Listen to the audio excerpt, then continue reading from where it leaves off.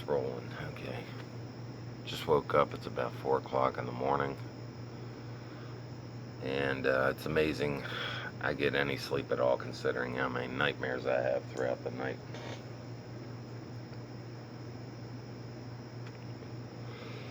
So I'm just going to sit here and smoke cigarettes and talk, drink coffee.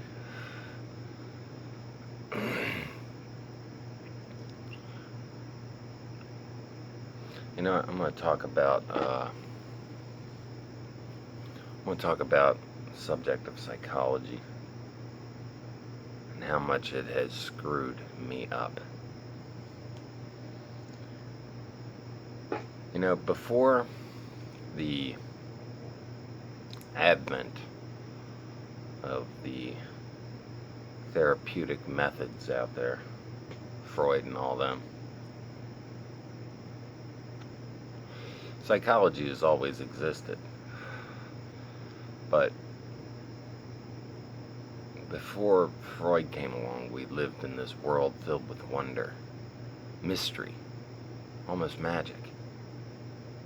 Because we didn't understand our human behavior the way that we do now.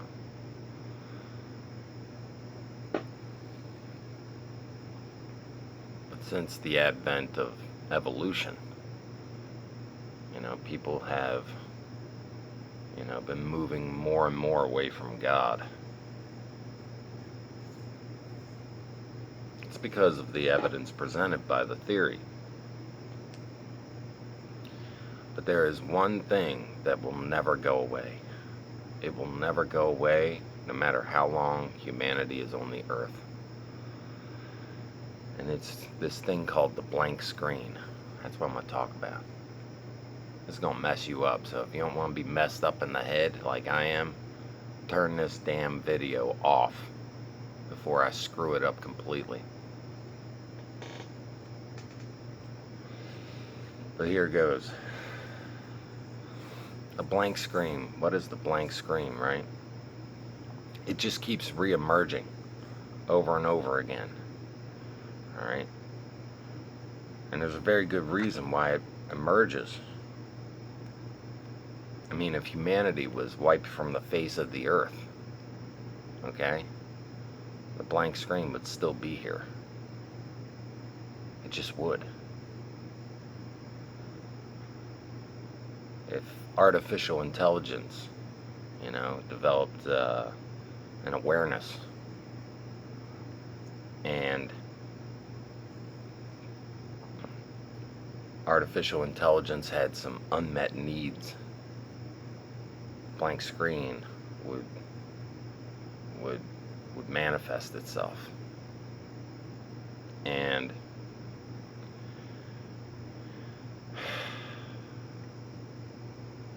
there's a very real reason as to why it's there.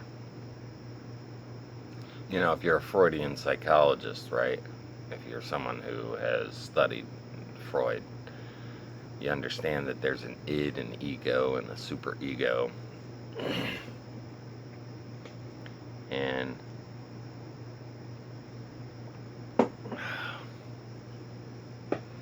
it comes from our id, the id of who we are. The id is in full swing when we're children, when we're helpless, when we can't fulfill our own needs. And if you have a childhood, you are very susceptible to the blank screen. Well, let me just get into the blank screen. What is the blank screen? The blank screen is everywhere. We look for it. We find it in other people. And it's because of a lack of interrelational disclosure that eliminates objectivity. Okay? Objectification. Alright? We objectify people. Alright? And we do this because we have these unmet needs. So, let's say I meet someone new. Right? And because I don't know anything about that person, okay, I project and transfer onto the blank screen of who they are. And it's easy to do because I don't know them. if I got to know them and who they actually are, I wouldn't project or transfer onto them. But because I don't know them, they're just a blank screen, like a white canvas. Okay? And I can put anything up there that I want and turn that person into anyone I want them to be. But it's only when I get to know them that the blank screen falls away and I see the image of who they are, you know? And I realize that they can't meet my needs. Projection is like a defense mechanism. We take an emotional reflection of ourselves and we get another person to wear the emotional reflection of ourselves because it's easier to deal with that. We don't want to see that about ourselves, so it's easier to project that onto someone else and see it in someone else and deal with it that way. Transference is when we get someone to wear the emotional reflection of someone else, and it's like, here, wear this. You know, and we put this emotional reflection onto them. And it's usually, you know, has to do with some kind of unmet need, you know. And it's basically what love is. Love is these transferential feelings, you know. And usually when we get to know someone, they say, the honeymoon's over, you know. That's all it is. That's what's going on there, these transferential feelings. And like I said, it's because, you know, we don't know that person. We're objectifying them. We're turning them into whatever we want them to be. I mean, you all have heard a friend of yours say, you know, I met this new girl. She's got this hair, man. She walks a certain way, you know. She talks a certain way. She really understands me, you know. She can fulfill all my needs, you know, and we're all excited about it and stuff. But in reality, the blank screen, because we don't really know ourselves.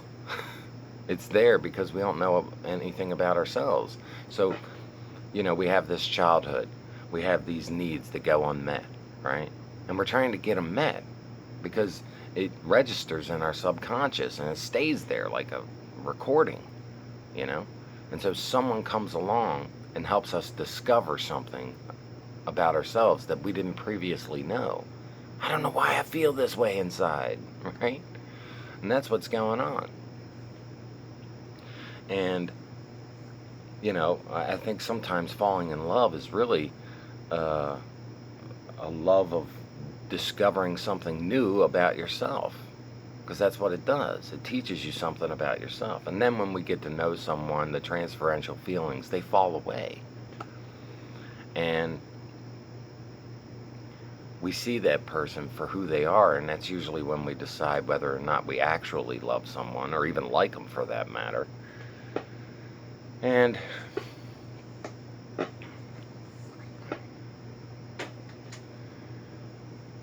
so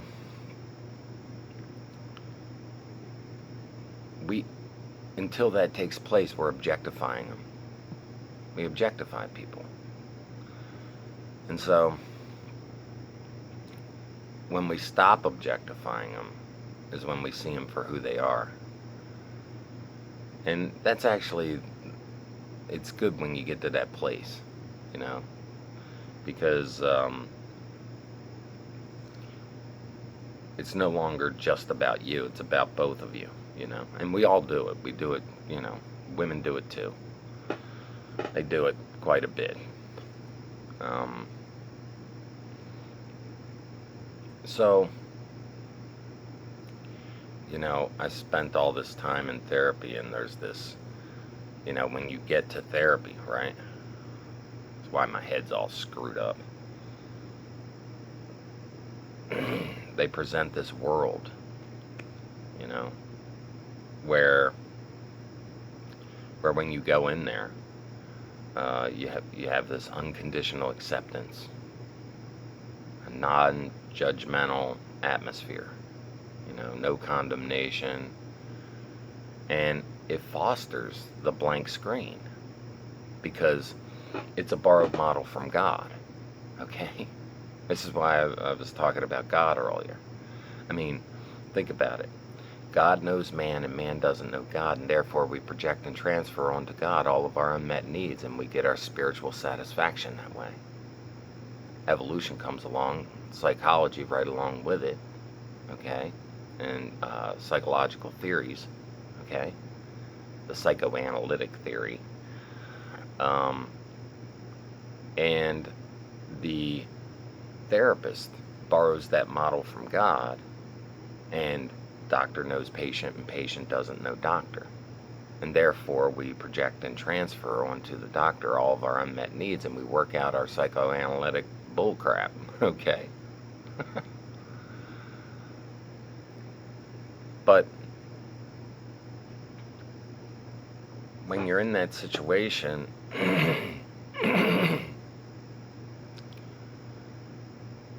you realize it's a borrowed model of seduction, okay? And this is the part about the seduction, okay, that's important.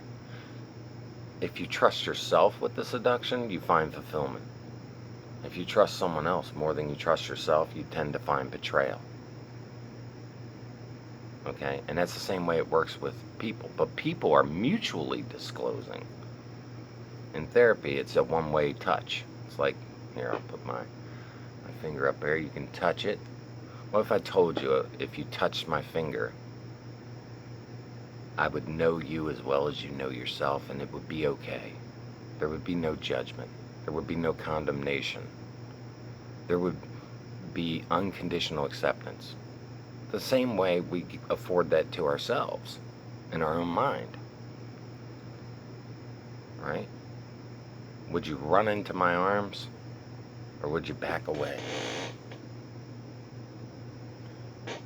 I think you would back away. Rightly so. That's a perfect psychological reaction. Because mutual trust cannot be built without mutual disclosure. Okay? Now this seduction takes place, and this blank screen takes place all the time. I'll give you a couple of examples here. Like Brad Pitt or Kim Kardashian, right? They're blank screens. We project and transfer onto them every one of our unmet needs through our fantasies, right? And when we trust ourselves more than we trust them, we find fulfillment. You know? And if we trust them more than we trust ourselves, we find betrayal. Okay? I mean, that's the nature of stalking. When people stalk people, you know, they want that blank screen to continue. They don't want to know that person for who they are, and if they did know that person for who they are, they wouldn't stalk them. They'd see them for who they are, and they'd realize, they'd snap out of it. Okay? Those are people who are in love with the blank screen. They don't want to know who people are. They want to objectify people. Okay? They want to trust someone more than they trust themselves, and they want to find betrayal. When they do, they wig out and act surprised by it. Another example would be like Bernie Madoff, right? He presented himself to the world as a blank screen, just like Kim Kardashian, just like Brad Pitt, okay? And we project and transfer onto this guy. He presents himself as a fiscally responsible person. And we project and transfer onto him all of our unmet needs, all of our unmet financial needs. And because we trusted him more than we trusted ourselves, we found financial betrayal. Right? See where I'm going with this? It's everywhere. Okay? It's a borrowed model. People have borrowed this model all across the globe in so many different ways, it's impossible to enumerate them. Alright? God knows man, man doesn't know God. Therefore, the blank screen emerges. Doctor knows patient, patient doesn't know doctor. Therefore, the blank screen emerges. Okay? How about internet user? User doesn't know internet. We post our statuses, right? A lot of you have seen some of my posts online and you're like, God, man, what is wrong with this guy? Well, I'll tell you what's wrong with me. I'm all screwed up. That's what's wrong with me. How about this? Prostitute knows John. John doesn't know prostitute. And she presents herself as a perfect blank screen. What would you like me to be, honey? Right? And we get our sexual desires, our unmet needs, fulfilled. And if we trust her more than we trust ourselves, we tend to find betrayal. And if we trust ourselves more than we trust her, we find fulfillment. Same with priest knows sinner. Sinner doesn't know priest. We pray to God. Okay? We open up to the therapist. Okay? We post our statuses. We confess our sins. We seek sexual gratification. Okay? It just keeps showing up over and over again. A lot of you remember that book, Post Secret. People were confessing, some of their deepest things because it was anonymous, and they, just like Facebook, it was like a status they were posting, and it fulfilled a need. That book became a blank screen for them, to have this need fulfilled where they needed to just say it, the secret that was just eating them alive,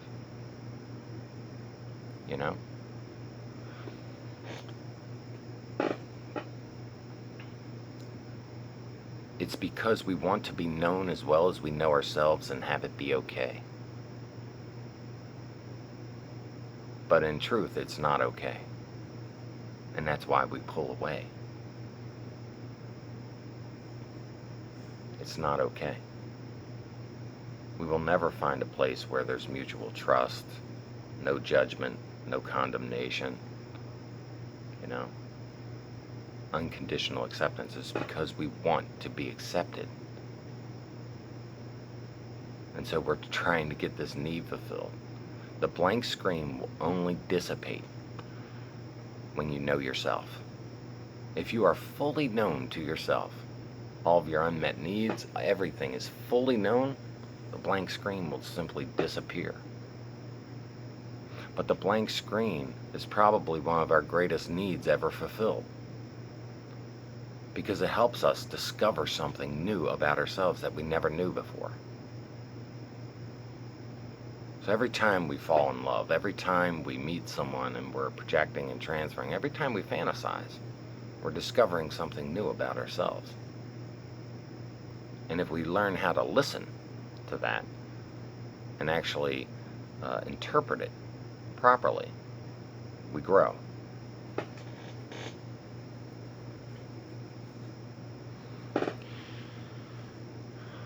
One of the things that bothers me about psychology, because when I was in therapy, all I found was betrayal. Okay, I was coaxed into trusting my therapist more than I trusted myself. I was taken advantage of. And I hope that psychology is reduced to a $10 an hour gig one day, just like the rest of mankind here. I'm going to pause for a half a second here.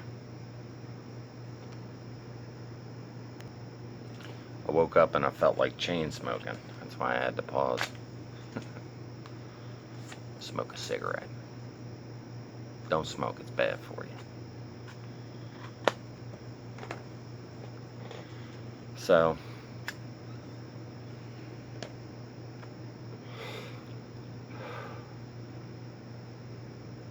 one of the things that bothers me about psychology is some of the truths that I see in psychological experiments. So I'm going to go over a couple of them and then round this off, I guess. There was this one experiment, took place in 1957, conducted by Kurt Richter. He was a psychobiologist working out of Johns Hopkins. And, that's neither here nor there. Who cares? in this experiment, he took a set of rats. He devised this three-phase experiment. This is where we get this saying, you know, life is sink or swim. The sink or swim saying that we use, this is where it comes from. He devised this experiment to test the physical endurance of rats, to see if he could teach them to endure physical stress, you know, improve, you know, the physicality of it.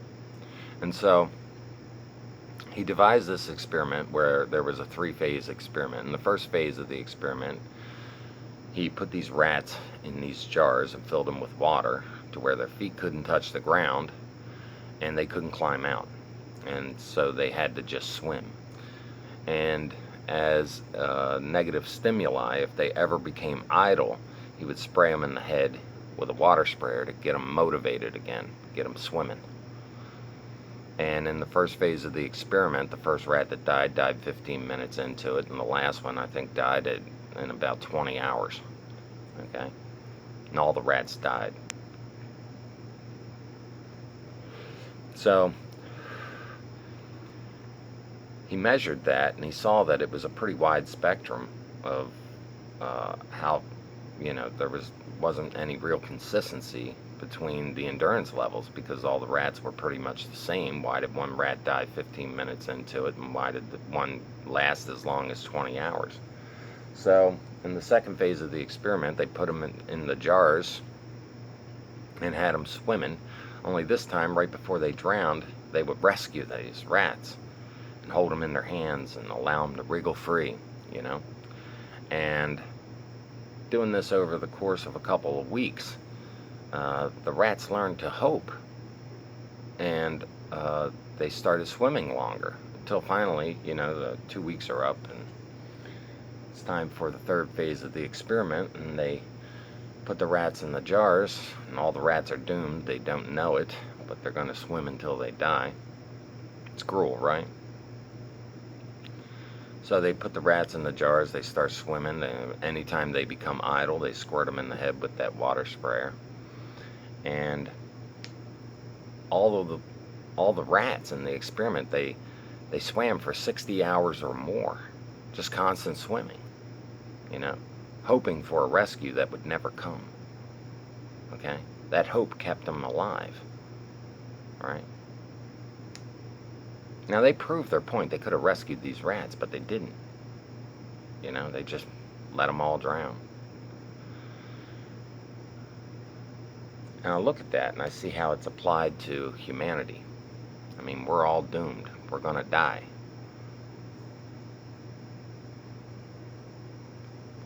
People say life is sink or swim. You know, little do we know that we put ourselves in these jars. We put each other in these jars. And we get people to swim, you know. We use negative stimuli to get people motivated, you know. All it eventually does is paralyze you. There was another experiment that Martin Seligman did. I believe it was in 1967. I'm not sure, though. I think it was also out of Johns Hopkins. But with learned helplessness, he took these dogs, he put these dogs in, he had them in pairs right next to one another, and he put them in these harnesses so they couldn't move.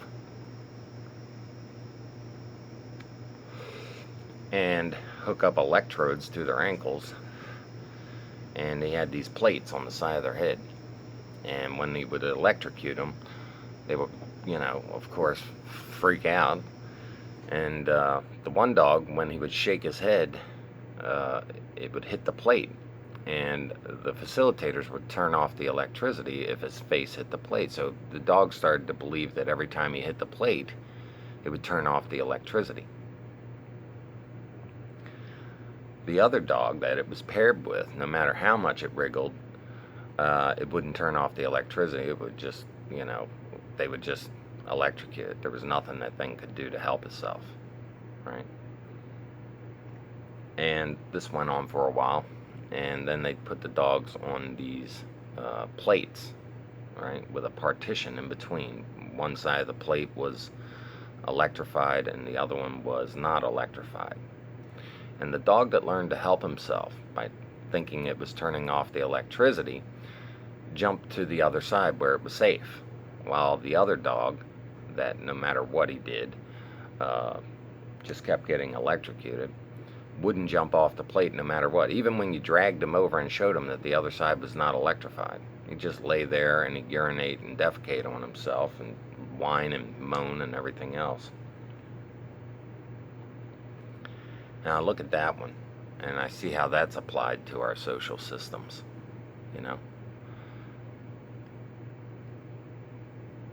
And it's the illusion. And this is why you see these weird posts from me online. I'm thinking about this stuff. The illusion has been taken away.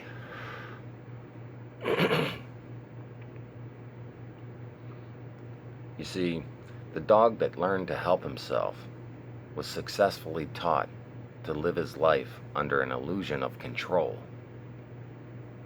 And as long as people think that they have control, they move forward in life, as though they have some semblance of control over their lives. They can control their own destiny.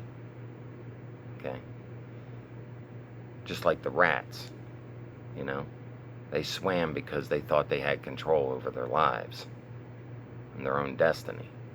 And all they ended up finding was doom.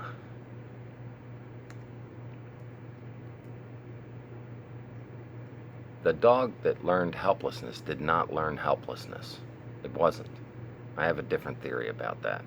I think that dog learned that if control can be taken away, then you have no control. And he was looking at the facilitator saying, no, you put me on these plates and electrocuted me. And I'm not getting off these plates until you acknowledge it by turning that electricity off. Okay? And the same with the rats. That rat that died 15 minutes into it, I think he looked at the facilitators and said, I ain't going to swim for your amusement. I'm not going to kiss your ass for my existence. Just like the dog, I'm not going to kiss your ass and get off these plates. I'm not going to be taught the illusion. The illusion has been taken away. And that rat, I think, killed himself and said, I'm not kissing your ass for my existence. That dog, he laid there and said, I'm not kissing your ass for my existence. And I relate to them.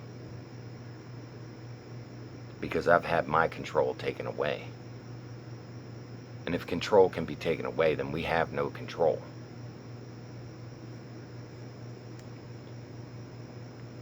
There's this parable in the Bible, where God is walking through an orchard. He sees a tree and it doesn't have any fruit on it. And he tells the workman, he says, throw this into the fire. I've been coming here for 3 years. There's no fruit on this tree. Why should it take up space? Workman says, no. Let me dig around it and dung it. Meaning, let me aerate the soil and fertilize it. If it doesn't produce fruit, then we'll throw it down in the fire. And so, that's the way I see life. The negative stimuli.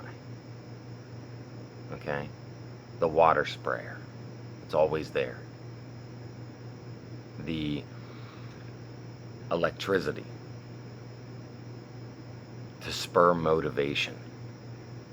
Right? It's the shit that surrounds our life.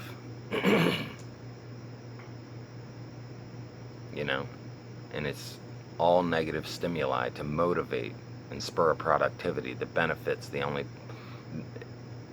person that benefits is the person using the negative stimuli. It's surrounding our life with shit.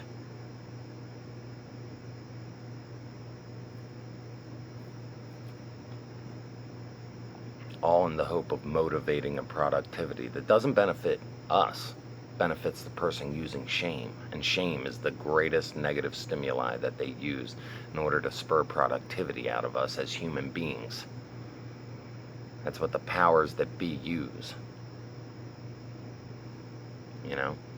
And if you swim, they're happy. If you jump off the electrified plate, they're happy. Okay? That's why when I see someone getting electrocuted with a taser by a police officer, it bothers me, because I see them learning helplessness. You will comply. You know? They're really having their illusion taken away. Illusion of control.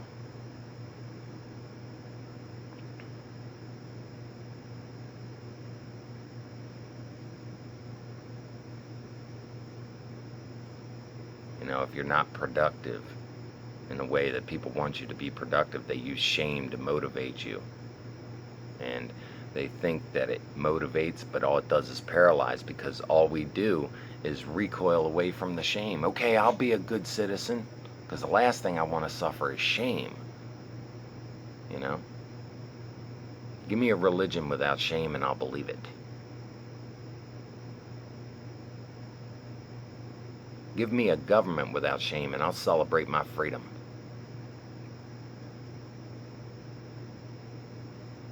Give me a society without shame and I'll contribute without having to be asked. Give me a life without shame and I'll be happy.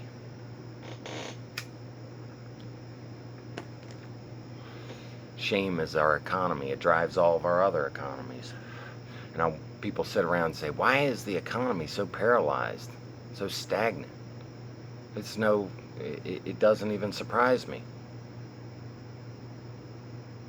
I mean, look at the campaigns right now in the upcoming presidential election. It's just a shame campaign. There's no real leadership there.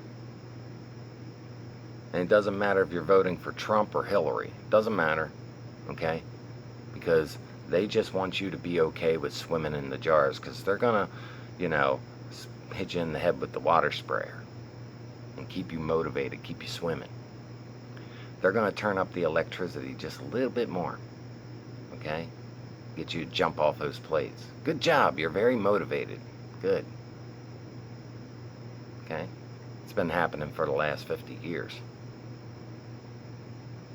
Alright? And if you don't, they're going to surround your life with shame. Shit. They're going to dig up your life roots. Recording stopped. I had to pick up again.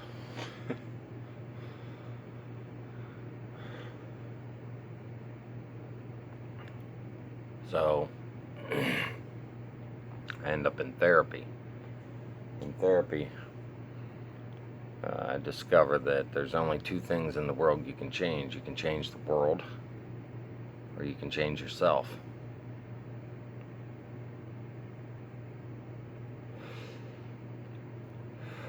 The institution of psychology has a vested interest in getting you to change you, not the world. Because if you change the world, okay, you know what that looks like? It looks like everyone's getting each other out of those jars. It looks like everyone is turning off the electricity when they see someone being electrocuted by it. When they see someone's life surrounded by shit, they go over and they clean them up. Psychology doesn't want you to do that. They have a vested interest in keeping society and the world at large in those jars swimming on the electrified plates. They see shame as useful. Okay? They think it motivates. They think that it spurs productivity. It motivates you out of idleness, or at least perceived idleness. So the only thing they're interested in getting you to change is you. All these people who go to therapy and everything, right? They wouldn't be hurting as much if the world would just stop making them swim. Stop electrocuting them.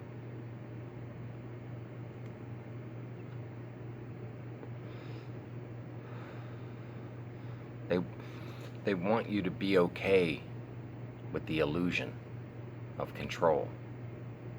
And they know full well that we have no control. We can't control our own destinies. But they want you to be okay with it.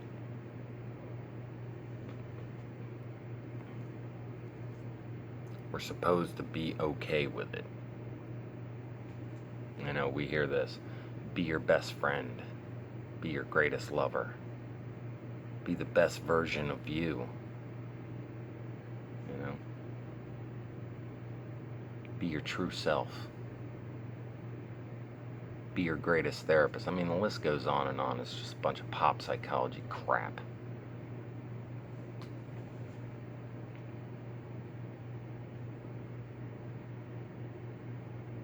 Instead of teaching the world that the thing we're supposed to be doing while here, okay, is rescuing each other from the jars. Rescuing each other from the electrified plates. Rescuing ourselves from the paralysis of shame.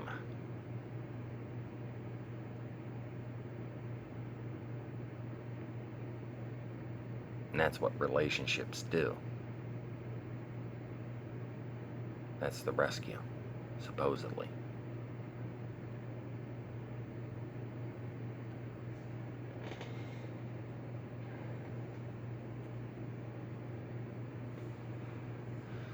That's what we're supposed to be doing for one another.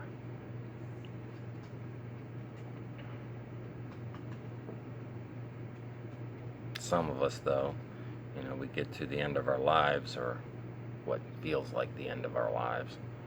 We realize that no one has ever been interested in rescuing us from the jars.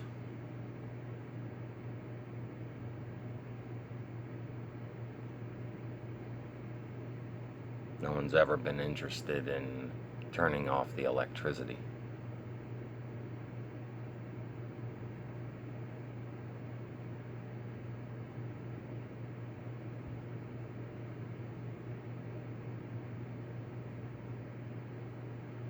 That's what we're supposed to be doing.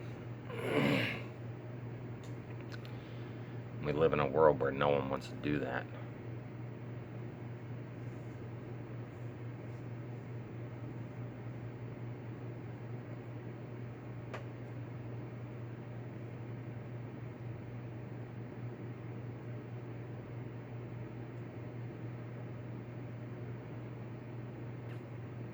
So I guess if you're going to do something in the world, do that.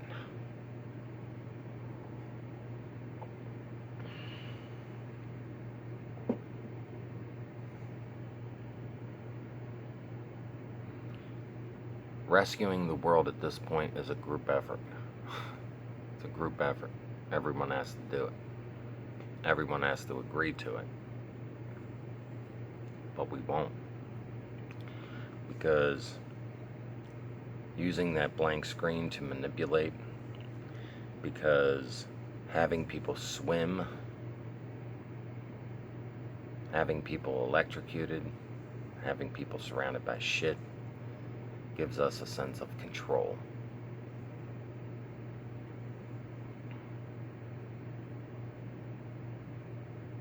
A sense of power over another person. In life, that's what we're doing. We're either putting people in the jars or we're setting them free. We're either putting them on the electrified plates or we're setting them free. That's why I can't hope anymore, and that's why I can't love.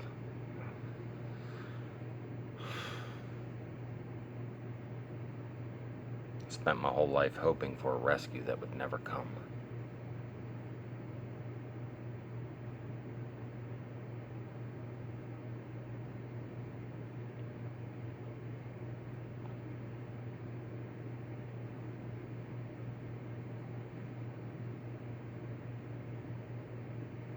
That's why I have nightmares every night.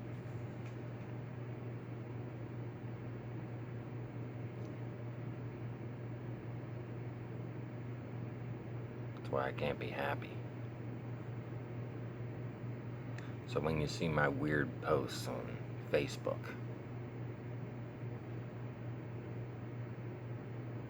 that's what's driving it. That's where it comes from.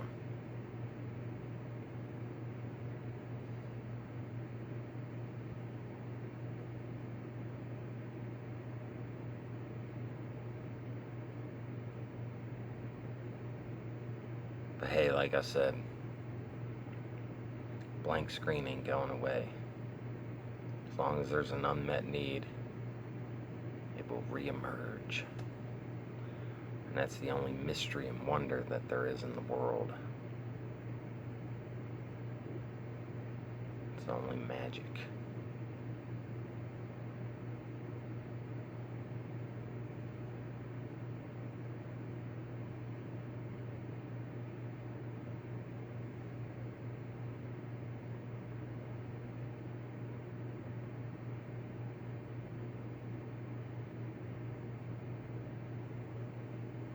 Oh well. Alright, I've gone on long enough. I'm going to get some more coffee, some more cigarettes, and eat a lot of donuts today. Maybe do a painting.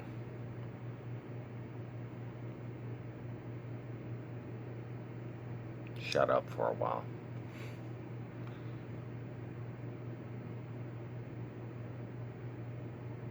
Take care.